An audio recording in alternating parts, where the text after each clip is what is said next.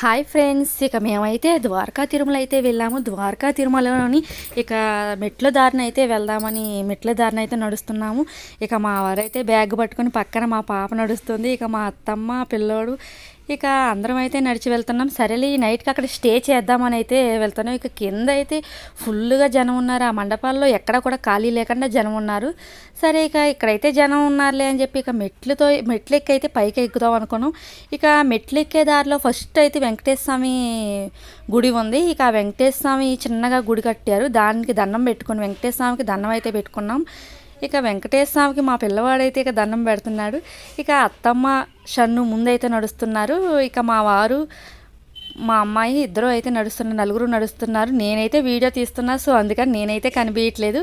ఇక అందరం అయితే నడిచి తూర్పు గోపురం దగ్గర దాకా వెళ్ళిపోయాం. ఇక కింద మెట్ల ద్వారానే మొదలెడితే తూర్పు గోపురం ఎదురైద్ది మనకి. ఇక మెయిన్ ఎంట్రన్స్ అది.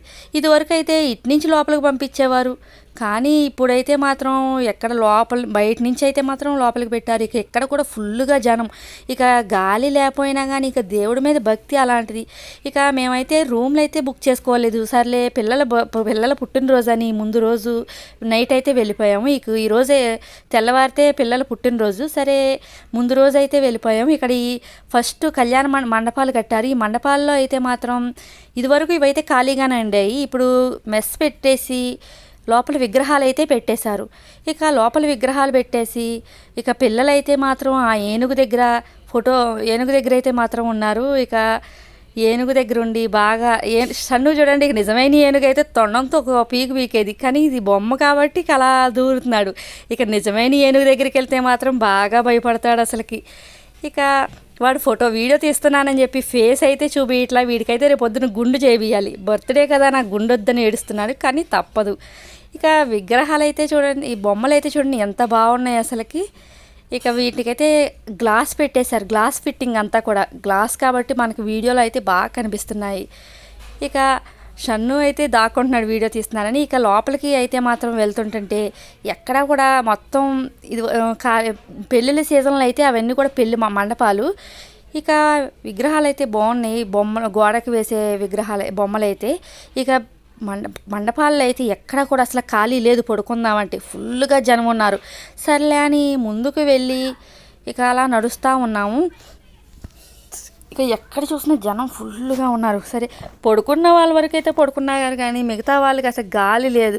అసలు వర్షం పడింది ముందు ఒక గంట ముందు అయితే, కానీ అయినా కానీ అసలు గాలి అంటూ లేదు. కానీ అదిగోండి తూర్పు గోపురం.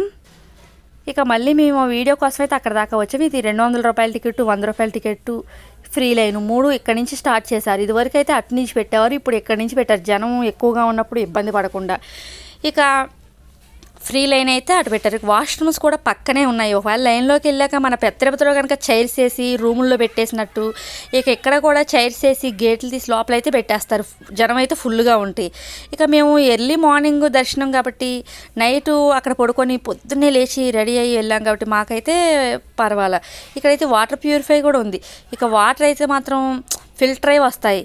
ఇక సో అందుకని పిల్లలిద్దరూ కూడా 2 బాటిల్స్లో అయితే వాటర్ పడుతున్నారు. ఇక గాలి లేదేమో, వాటర్ అయితే బాగా అవుతున్నాయి అసలుకి. ఇక పద్దాక వాటర్ తీసుకురావడమే సరిపోతుంది. షాప్స్ అయితే అన్నీ బంద్ చేసేసారు. ఇక షాప్స్ అన్నీ బంద్ అయిపోయినాయి, ఒక్క షాప్ మాత్రమే తీసుంది. ఇక ఒక్క షాప్ దగ్గర మాత్రం జనం బాగున్నారు. ఇక పొద్దున్నైతే మాత్రం